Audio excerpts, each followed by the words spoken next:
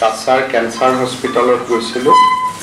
Cachar cancer হস্পিটালত Assam চৰকাৰে সদায় help কৰি আহিছে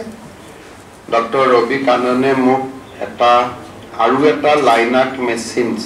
কাছাৰ ক্যান্সাৰ হস্পিটালত দিব লাগে বুলি ৰিকুৱেষ্ট কৰিছিলে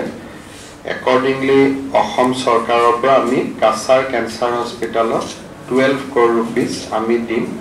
যাতে সেকেন্ড লাইনেক মেচিনটো তেওঁলোকে কিনিব পাৰে তাৰ পিছত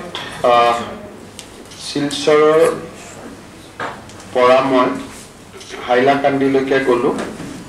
হাইলাকান্দিত মই ইলেকশ্যনৰ সময়ত কৈছিলো যে যদি আমি কৰিমগঞ্জ লোকসভাত ইলেকশ্যন জিকো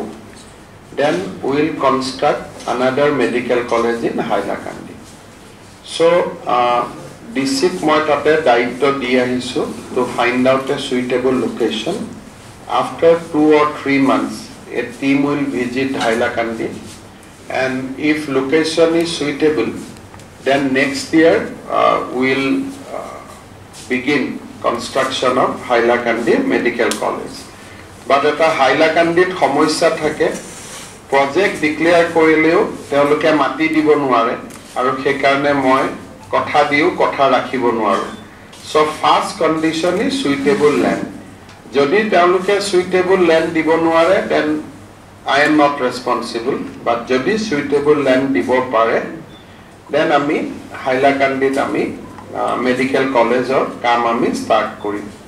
হাইলাকান্দি আৰু কৰিমগঞ্জৰ water supply scheme আমি cabinet ইয়াত আহোতে decision কৰিছিলো দুইটা scheme approve হৈ গৈছে হাইলাকান্দি কাৰণে কিমান টকা I think both the schemes more than 100 crores both Hailakandi and কৰিমগঞ্জৰ কাৰণে আৰু ডিপাৰ্টমেন্টে এই দুটা টেন্ডাৰো কৰিছে আৰু খুব সোনকালে কাম আৰম্ভ হ'ব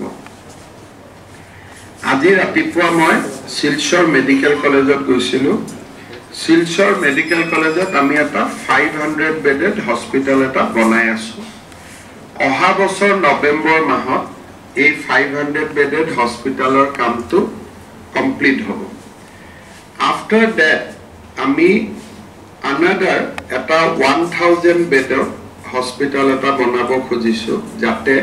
পুৰণা হস্পিটাল বিল্ডিং to আমি gradually we can demolish কাৰণ তাত আৰু beyond repairing stage আহিছে গতিকে এই 500 to complete হৈ গলে we will have another building of 1000 bed it will take 2 to 3 years of time thereafter we will demolish the old buildings লগত আজি আমি এটো ডিসিশন লৈছো যে শিলচৰ মেডিকেল কলেজৰ এটা আমি মাস্টাৰ প্ল্যান বনাম যাতে হেফেজাৰ্ডলি তা building or construction নহয় যাতে এটা systematically building or construction হ'ব পাৰে